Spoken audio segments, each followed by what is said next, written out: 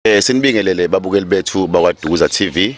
Sithemba ukuthi wonke umbukeli uyaphila onyakeni omusha ka2026 kuusuku lesine kuusuku la ngesonto ziwu4 insuku 2026. Sineyihambili zethu ke la babukeli bethu engicabanga ukuthi abaningi ababalandeli bethu bazokukhumbula lobubuso obula. Kuke kwanendodana la owayebhalele ukuthi ecele ukuthi umama wakhe afike kuze akwazi amenzele iID obekade enza umatric okuyena ophambi kwethu wayebhalele umama wakhe okwakuNonhlanhla wakaShabane. So sesibe nenhlanhla ke babukeli bethu njengoba sazi ukuthi ke konke okusuke sekubekwe kwaDukuza TV yonke imphumela iyaqhamuka. Sizoke sidlulisele kuyena ke usisi uNonhlanhla eShabane akayikhulumele nababukeli bethu ukuthi ke uthole kanjani ukuthi ke uyadingakala ufike nini ngoba sekunesikhathi esincane nje engizwile ukuthi uke wafika but ngebhadi ke bekuyilama holiday kusaphithizela so umuntu ebusy kakhulu babukeli bethu kodwa ngizoyidlulisela kuyena ayikhulumele abingele nje ababukeli bethu. Ngisazodlulisela kuyena ke nje usisi wethu ke uNonhlanhla. Cela ababukeli bethu ningakhohlwa ke ukusubscribe, ni like, ni comment, niphinde ni share ngoba ukushare kwenu ikona okuzokwazi ukuthi i-channel yethu ikwazi ukuhamba yonke indawo ifike nala esifisa khona ukuthi ifike. Siyabonga nje babukeli nisasubscribe ngisadlulisela nje kuyena ke usisi wethu abingela ababukeli bethu then mase ke ayithethelele la ngayithethelela khona. Siyabonga sisi. Ngababingelela ababukeli. Sanibonani babukeli kuthi ikhanda ngeyo bese. Sanibonani babukeli bakaDukuza TV. Emini Nonhlanhla Shabane uMalindo uLindo lo wayibhalela kaDukuza TV ukuthi ufuna ukusizakala ngokuthi ethole iID ngobani mina bese ngihambile isikhathi eside ngahamba lana ekhaya kudala maybe 5 years. 5 years ngawuhamba ekhaya yena benayi right ukuthi ekhalele ezikaDukuza TV ngobani ubefuna usizo and bamsizile ke ngoba sengikhona ibona nami abangenza ukuthi ngisukume kaDukuza TV kuze ngikwazi ukuthi ngifike la ngoba ngangihambe inkosi yami ithi ngiyoyifunela umsebenzi ngawuthola lo ngitholayo kodwa wanqamuka phakathi bengilo ngiphanta ke ngiphanta ukuthi ngifuna ukuthi ngibuyele ekhaya kodwa imali bengayitholi bengasasebenzi kodwa sengiyabonga ukuthi abantu baDukuza TV ngoba bakhonile ukuthi bengiphe isibindi sokuthi ngibuye ngize ekhaya ngizosiza izingane zami yeza imali bengenayo yokuthi ngize bangisizile bakaDukuza TV banginikeza imali yokuthi ngibuye ngize la.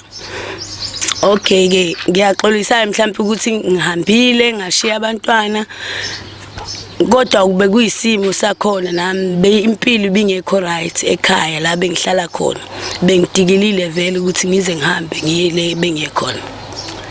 So ngiyabonga kakhulu anginawo amaningi.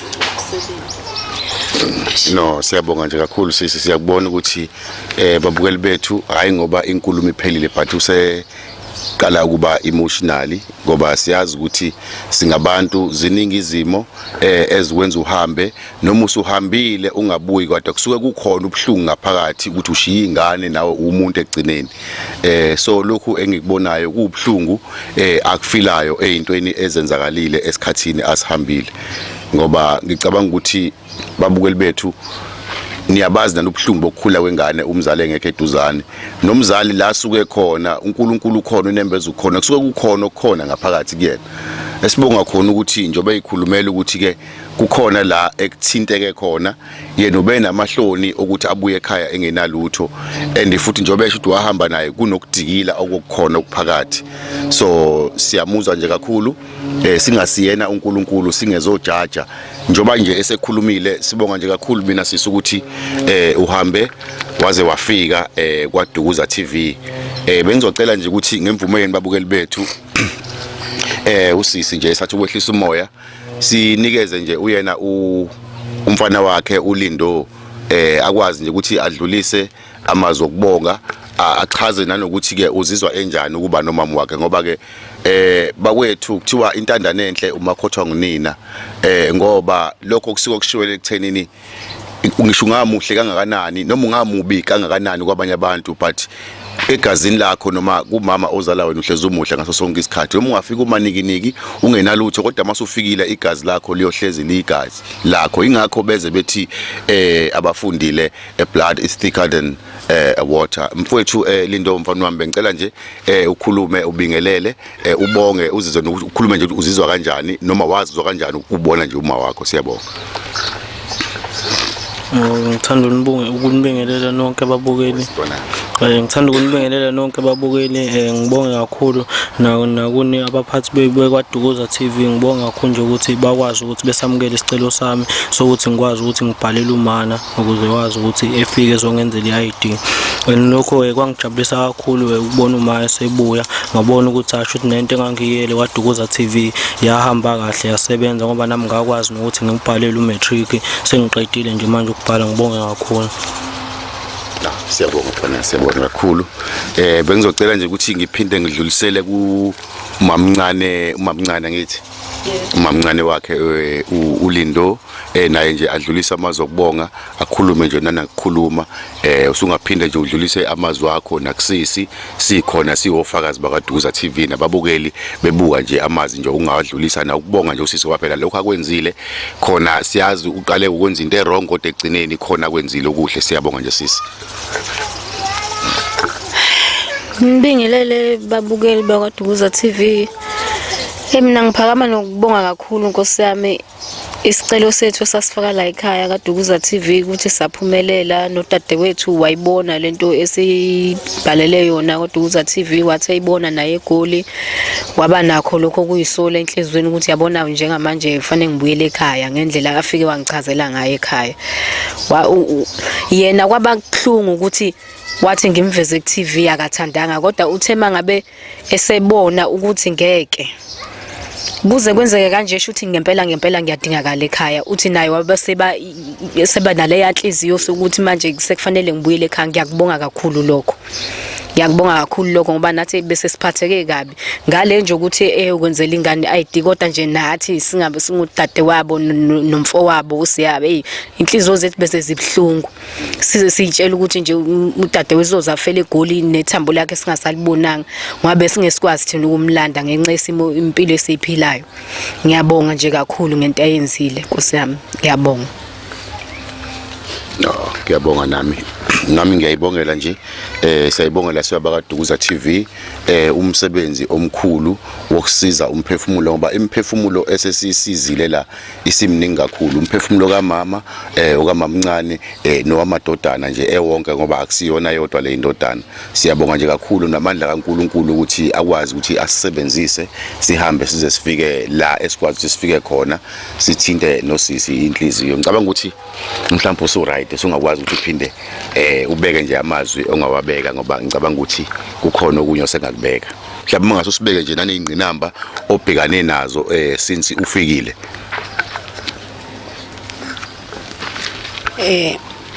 Mina balokhu babukeli bakaDukuza TV ngijabule nje ukuthi ngibuyile ekhaya.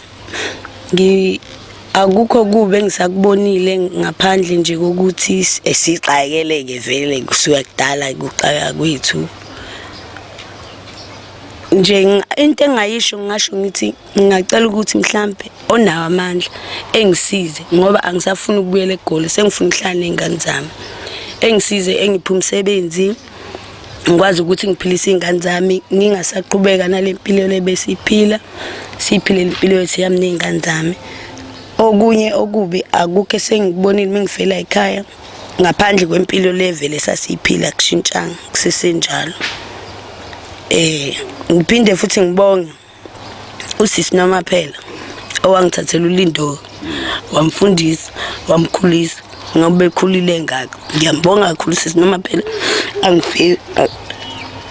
angipheli amandla ukuthi ngimbonge, kodwa uNkulunkulu wazi ukuthi ngizombonga ngani, mina ngazi.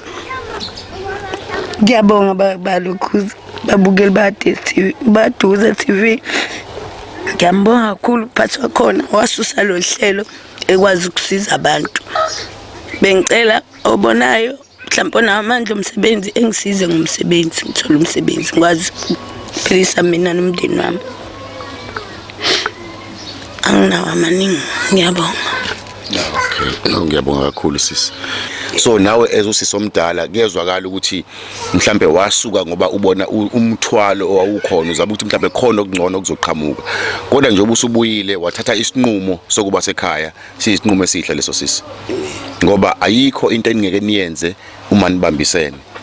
Ngoba lo 5 rand ozothatha uqhamuka nosisi Ntokozo nalo 10 rand ozoqhamuka nawe no 2 rand ozoqhamuka nobhutweni usiya kukhona okuzokwenzeka egcineni kosuku. Ngoba manihlangene ni umndeni akukho la ngeke nifike khona. Ngoba u5 rand owodwa ngeke usithenga isinkwa. Kodwa u5 rand kasisi no 10 rand wakho khona ongakwenza lokho mase kuhlangene sekubili. So nje bafethu akukho okudlula ukubambisana ngoba nathi sikwaDukuza TV njengoba nababukeli bethu sebezwile ukuthi mhlambe udinga into enjengetoho. Siyethemba ukuthi bakhona umSamaria ababonayo nabazoyifila lento le. Esizozama ukuthi nathi mhlambe kube khona into esiyenza mhlambe kube khona esikhuluma nabo kube khona okwenzakalayo. Eklisi kube khona okuqhamukayo kwezingane ngoba sabona ukuthi umfana omdala manje ukhulile naye fanele abe nethemba azi ukuthi unoma wakhe eduzana ngoba nje bese eqedile nje esikoleni njengamanje kukhulu okusekungekwenzeka. Usengaba nonhlanhla athi uthi qhu athola umsebenzi ozomana umthathe aqhubeke one way noma abe nenhlanhla athole umfundaze or whatever kungenzakala ngempilo yakhe iqhubeke impilo yephambili.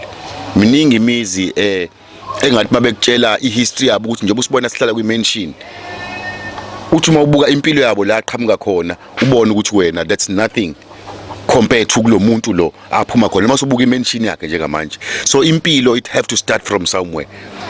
Mina nje sesingibonga ukuthi ukwazi ukuthatha i-decision and awuthathanga nasikhathi eside ukuthatha i-decision ngoba wawusuhlupha usifonela ucela imali babukeli bethu fanele sikukhulume lokho ukuthi wayesesihlupha kakhulu umama ecela imali efuna ukubuyela emuva ethi nami sengikhathele angisafuni ngufakazi kumina wayikhuluma nami ekhuluma ukuthi akasathandi but akazi na kuzokwenzeka njani akanayo imali uyazi naphambili akunalutho but kungcono ahamba ohlupheke ekhaya. So babukeli bethu nami kulelo side ngiyamkhulumela wayikhuluma nje nami kakhulu esihlupha kakhulu ngendlela eyisimanga ukuthi uyacela akasena lutho la akhona naye akasathandi.